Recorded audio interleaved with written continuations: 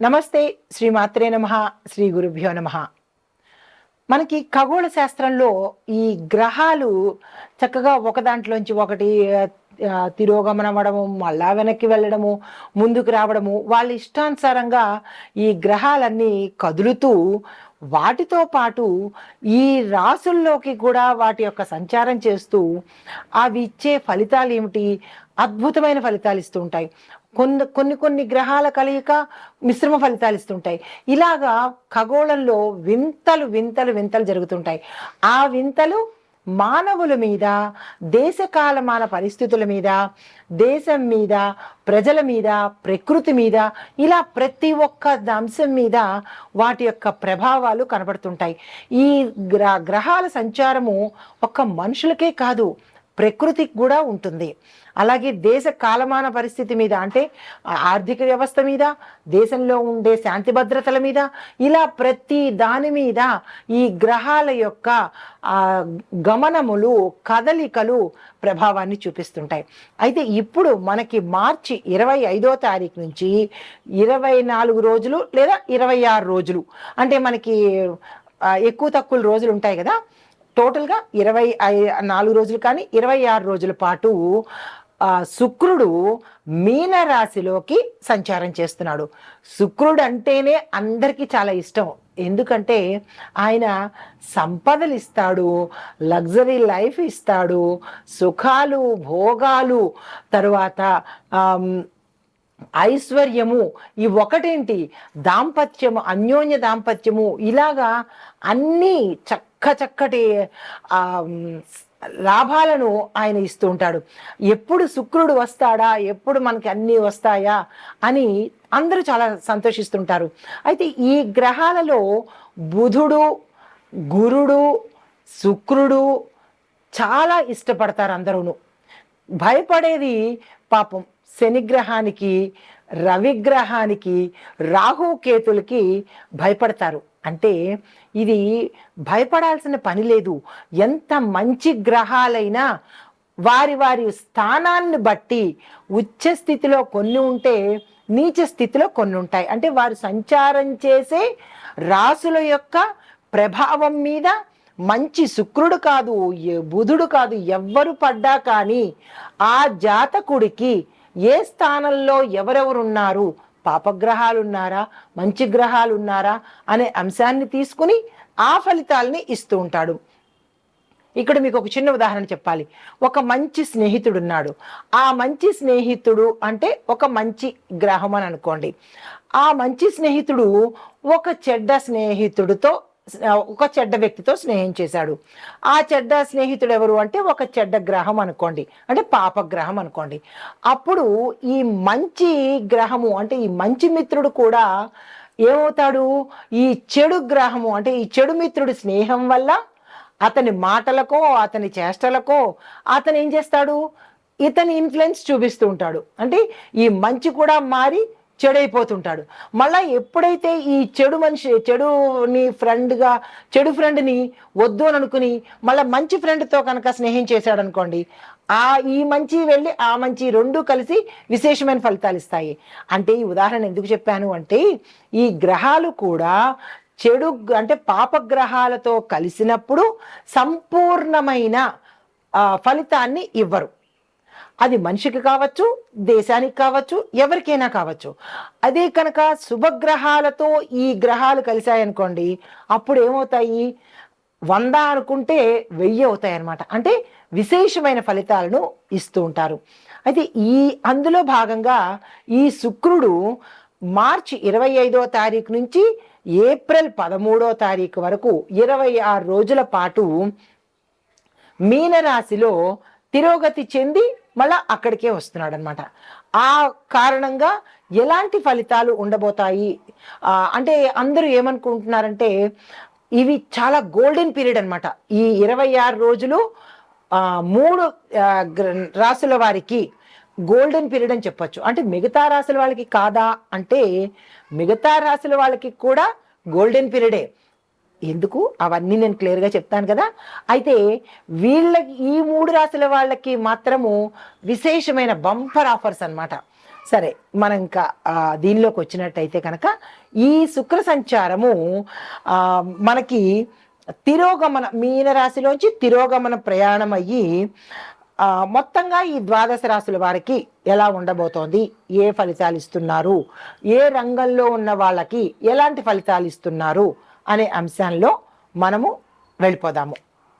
అయితే దీనివల్ల ఎవరెవరికి లాభము అంటే, ఏ వృత్తుల్లో ఉన్న వాళ్ళకి లాభము అంటే కనుక ముఖ్యంగా ధనానికి సంబంధించి ఏ వ్యాపారాలు చేస్తున్నారో వాళ్ళకి, అంటే వ్యాపారస్తులకు, తర్వాత బ్యూటీషియన్స్కి, సినిమా ఇండస్ట్రీ వాళ్ళకి, రియల్ ఎస్టేట్ వాళ్ళకి, తరువాత ఫ్యాషన్కి సంబంధించి ఫ్యాషన్ టెక్నాలజీ కానీ ఫ్యాషన్కి సంబంధించి కానీ ఇలాంటి రంగాల్లో పనిచేసే వాళ్ళకి విశేషమైన ఫలితాలు అందరికన్నా 4 ఇంతలు ఎక్కువగా ఇస్తుంటాడనమాట.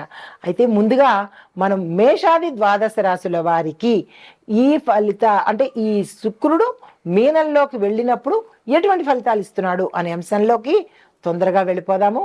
నమస్తే. అయితే ఈరోజు మనం చెప్పుకునే కంటెంటు మీనరాశిలోకి శుక్రుడు ప్రవేశిస్తే, అంటే వీనస్ ట్రాన్సిట్ అంటారు దీన్ని.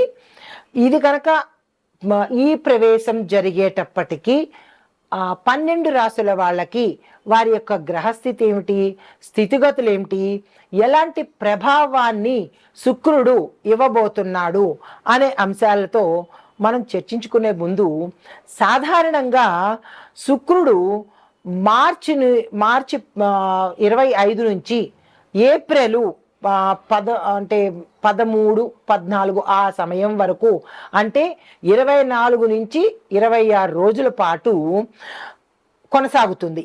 ఈ కొనసాగే సమయంలో ఒక్కొక్కళ్ళకి, అంటే విద్యార్థులకు, ఉద్యోగస్తులకు, మనం నిత్యం చెప్పుకునే అన్ని రాశుల వాళ్ళకి ఎలాంటి ఫలితాలు ఇవ్వబోతోంది అనే అంశంలో తదుపరి రాశి కన్యా రాశి.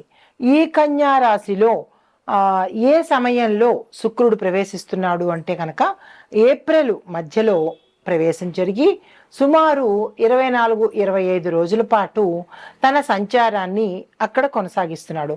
అయితే ఈ సంచారం చేసే సమయంలో ఎవరెవరికి ఎలాంటి ఫలితాలు అంటే, ముందుగా విద్యార్థులు కనుక చూసినట్టయితే విశేషమైన ఫలితాలు. సామాన్యంగా చదివిన వాళ్ళు కూడా మంచి మార్కులతో పాస్ అవ్వడము, జ్ఞాపక శక్తి ఇంప్రూవ్ అవ్వడము, వీళ్ళకి విదేశాల్లో ప్లేసులు రావడము, దాంతోపాటుగా ఇక్కడ కాలేజీల్లో వీరు ఇంకా రాదు అని నిరాశ చెందిన కాలేజీల్లో కూడా సీట్లు రావడము, ఇలాంటి మంచి మంచి కార్యక్రమాలన్నీ విద్యార్థుల కోసము శుక్రుడు చేయబోతున్నాడు. అయితే దీంతో పాటుగా వీళ్ళకి ఒక క్లారిటీ అనేది ఉండాలి. ఎలాంటి క్లారిటీ అంటే, వీళ్ళు ఏ వైపు వెడదామనుకుంటున్నారు, ఏ రంగంలో స్థిరపడి, అంటే చదువు నిమిత్తంగాను ఏ రంగంలో స్థిరపడదాము అనుకునేది ఒక స్పష్టతకు తప్పనిసరిగా ఈ రాశిలో ఉండే విద్యార్థులు వస్తేనే కానీ వాళ్ళకి మంచి జరిగే అవకాశం లేదు. కాబట్టి ఆ విషయంలో జాగ్రత్తలు తప్పనిసరిగా తీసుకోండి. అయితే ఉద్యోగస్తులకు చూసినట్టయితే కనుక ఉద్యోగంలోనూ, అంటే ఏ రంగంలో ఉండే ఉద్యోగస్తులకైనా, ఏ డిపార్ట్మెంట్లో పనిచేసే ఉద్యోగస్తులకైనా విశేషమైన లాభాలంటే ఆర్థికపరమైన లాభాలు, ఉద్యోగపరమైన లాభాలు, పేరుపరమైన లాభాలు, ఇలాగా శుభవార్తలు వినడము, ఇలాంటివన్నీ కలగజేస్తున్నాడు. దీంతో పాటుగా కొంతమందికి, అంటే ఎడ్యుకేషన్ డిపార్ట్మెంట్లో పనిచేసే వాళ్ళకి, కమ్యూనికేషన్స్, రేడియోస్, ఫిల్ము, టీవీ ఇలాంటి వాటిల్లో పనిచేసే వాళ్ళకి కూడా చాలా చక్కని అవకాశాలు, మీ పేరు ప్రఖ్యాతులు పెరగడము, సన్మానాలు సత్కారాలు జరగడము, ఇలాంటివన్నీ ఏర్పాటు చేస్తున్నాడు. లగ్జరీ జీవితాన్ని ఇవ్వడము, విలాసవంతమైన ప్రదేశాలకు అన్ఎక్స్పెక్టెడ్గా వెళ్ళడము, అంటే ప్రయాణాలు చేయడము, అక్కడ చాలా చక్కగా ఉండడము, కుటుంబంలో సంతోషం కలగడము, విడిపోయిన వాళ్ళు కలుసుకోవడము, ఇలాంటి మంచి మంచి పనులు, అంటే శుక్రుడు ఇచ్చేవే ఇవే అన్నమాట. సంపద, వాక్కు, ధనము, దీంతో పాటు అదేంటి కమ్యూనికేషన్స్ ఇస్తాడు, వాక్శుద్ధి ఇస్తాడు, లగ్జరీ జీవితాన్ని ఇస్తున్నాడు.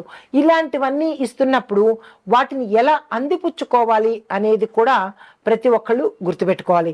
అయితే దీంట్లో వ్యాపారస్తులకు, వాణిజ్యవేత్తలకు, పారిశ్రామిక రంగంలో ఉన్న వాళ్ళకి కొత్త కొత్త వ్యాపార అవకాశాలు వస్తాయి.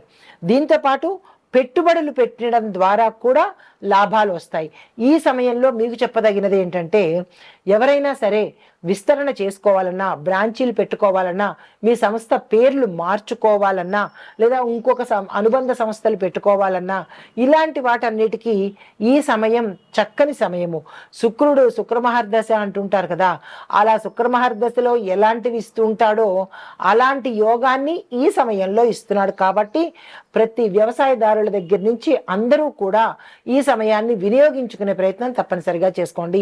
ఇప్పుడే ప్రణాళికలు వేసుకోండి. ఏం చేయాలి అనేది ఒక స్కెచ్, ఒక ప్లాన్ ప్రకారం కనుక మీరు అడుగులు ముందుకు వేసుకు వెళ్తుంటే, పెట్టుబడుల విషయంలో కానీ, ఫైనాన్స్ విషయంలో కానీ, అన్ని రకాల కొంతమందికి రుణాలు తీసుకోవాల్సిన అవసరం ఏర్పడచ్చు. తక్షణమే అప్లై చేసుకోండి, తీసుకోండి, స్టార్టప్ కంపెనీలు పెట్టుకోండి. ఇలాగా మీకు ఏది చెయ్యాలని అనుకుంటారో వాటన్నిటికీ ఇది రైట్ టైం. కాబట్టి వెంటనే ఆ ప్రయత్నం చేసుకోండి. తర్వాత కుటుంబ పరంగా చూసినట్టయితే కనుక, కుటుంబంలో సత్సంబంధాలు నెలకొలడము, వివాహాలు కావడము, ఆగిపోయిన పనులు తిరిగి మళ్ళా ప్రారంభించడము, గతంలో ఇల్లు వాకిళ్ళు ఏమైనా కట్టుకోవడానికి ఆగిపోయినా, లేదా కొంత డబ్బు ఇచ్చి ఇక మళ్ళా మాకు వల్ల కాదు, తిరిగి మేము కట్టలేము అని చెప్పి ఒక అపార్ట్మెంట్ కొనుక్కోవడానికో, ఒక ఇల్లు కొనుక్కోవడానికో, లేదా ఒక ఫ్యాక్టరీ, స్కూలు ఏదైనా కొనుక్కోవడానికి మీరు సగం డబ్బులు ఇచ్చేసి తిరిగి మళ్ళా దాన్ని అంత కట్టలేము కాబట్టి మాకు వద్దు, తిరిగి అంత అమౌంట్ కట్టలేము, మా వల్ల కాదు, మాకు శక్తి లేదు అనుకుని వాళ్ళు తిరిగి మీకు డబ్బులు ఇవ్వలేక, మీరు తిరిగి మళ్ళా మొత్తం కట్టలేక, ఇలాంటి అవస్థల్లో ఉన్న వాళ్ళకు ఇది మంచి సమయము. తిరిగి మళ్ళా దాన్ని మీరు ప్రారంభించుకుంటారు, కొనుక్కుంటారు. మీరు ఏదైతే డ్రీమ్ అనుకుంటారో ఆ డ్రీమ్ని స్టార్ట్ చేయడానికి లేదా సాకారం చేసుకోవడానికి ఈ సమయం చాలా చక్కని సమయము. వృధా చేసుకోకండి. అయితే కుటుంబంలోనూ పెళ్ళిళ్ళు ఆగిపోవడము, లేదంటే సంబంధాలు దగ్గర దాకా వచ్చి వెనక్కి వెళ్ళిపోవడము, ఇలాంటివి ఏవైనా జరిగి ఉంటే కనుక అవి కూడా తిరిగి మళ్ళా సత్సంబంధాలు ఏర్పడతాయన్నమాట. దీంతో పాటుగా శుభకార్యాలు చేస్తారు, శుభవార్తలు వింటారు, క్షేత్ర దర్శనం చేసుకుంటారు, దాన ధర్మాలు చేసుకుంటారు. దీంతో పాటుగా ఎవరైతే సంతానం కోసం ప్రయత్నాలు చేసుకుంటున్నారో వాళ్ళకి చక్కని సంతానం కలిగే అవకాశము. కొంతమంది విదేశాలు వెళ్ళాలి అన్న పాపం వాళ్ళు చిరకాల కోరిక ఉండిపోతుంది. ఆ కోరిక కూడా ఈ సమయంలో తీర్చే ప్రయత్నం చేస్తున్నాడు. సామాన్యంగా బతికిన వాళ్ళను కూడా లగ్జరీ లైఫ్ అనుభవించేటట్టుగా, విలాసవంతమైన జీవితం ఇచ్చేటట్టుగా, ధనానికి లోటు లేకుండా శుక్రుడు ఈ మహర్యోగాన్ని అందించబోతున్నాడు. అయితే ఇంకా ఆరోగ్యపరంగా చూసుకున్నట్టయితే కనుక, ఆరోగ్యం పట్ల మాత్రము చాలా జాగ్రత్తలు చూసుకోవాలి. ఎందుకంటే ఆరోగ్యాన్ని ఇచ్చేది శుక్రుడు కాదు కాబట్టి, శుక్రుడు ఏమిస్తాడో అది ఇస్తున్నాడు. మరి ఆరోగ్యము కావాలి అంటే కనుక మన జాగ్రత్తలు మనం తప్పనిసరిగా తీసుకోవాలి. ఆరోగ్యం పట్ల జాగ్రత్తగా ఉండాలి. మీ ఆహారపు అలవాట్ల మీద కూడా తప్పనిసరిగా శ్రద్ధ పెట్టుకోండి. ఇన్ని మంచి సంతోషాలు ఉన్నప్పుడు ఆరోగ్యం లేకపోతే ఏం చేయగలుగుతారు? ఈ ఆనందాన్ని కానీ, ఈ సౌఖ్యాన్ని కానీ, ఈ విలాసాలని కానీ అనుభవించాలి అంటే డబ్బు ఒక్కటే సరిపోదు కదా. దాంతోపాటు ఆరోగ్యం ప్రధానము. ఆరోగ్యాన్ని కూడా మీరు తప్పనిసరిగా జాగ్రత్తలు పెట్టుకోండి. ఆరోగ్యానికి సంబంధించినటువంటి జాగ్రత్తలు తీసుకోండి. మీ లైఫ్ స్టైల్ని మార్చుకోండి. ఆహార వ్యవహారాల పట్ల మీ లైఫ్ స్టైల్ని మార్చుకుని ఈ శుక్రుడు అందించే ఈ గోల్డెన్ పీరియడ్ని చక్కగా అనుభవించండి, హ్యాపీగా ఉండండి. ఈ సమయాన్ని మాత్రం అస్సలు వృధా చేసుకోకండి. నమస్తే. అయితే ఈ శుక్ర సంచారము వ్యవధి 25 రోజులు అని చెప్పుకున్నాం కదా. అయితే ఈ కాల పరిమితిలో ప్రతి రాశిలోనూ ఈయన యొక్క ప్రభావము అమోఘంగా ఉంది, ఎక్కడో 1-2 చోట్ల తప్ప. అయితే ఈ ఓవరాల్గా ఈ శుక్రుడు ఏమేమి ఇస్తున్నాడు అంటే కనుక, ఉత్తేజాన్ని ఇస్తాడు, సృజనాత్మకతను అంటే క్రియేటివిటీని, యాక్టివ్నెస్ని, దాంతోపాటు ఆర్థిక మార్పులు అంటే ధనానికి సంబంధించినటువంటి చేంజెస్ని ఇస్తున్నాడు.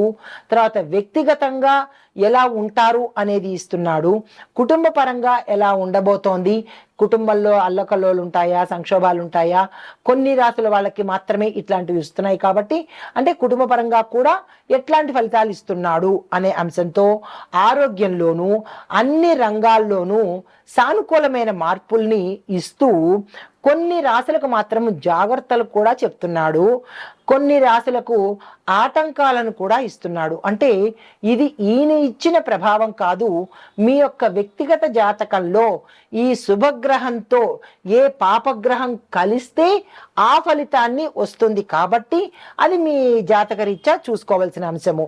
అయితే ఎవరెవరికి ఎక్కువ ఫలితాలు ఇస్తున్నాడు అంటే కళారంగంలో ఉన్న వాళ్ళకి, నాటక రంగంలో ఉన్న వాళ్ళకి, సినిమా మీడియా రంగంలో ఉన్న వాళ్ళకి ముఖ్యంగా శుక్ర ప్రభావము విశేషంగా ఉంటుంది.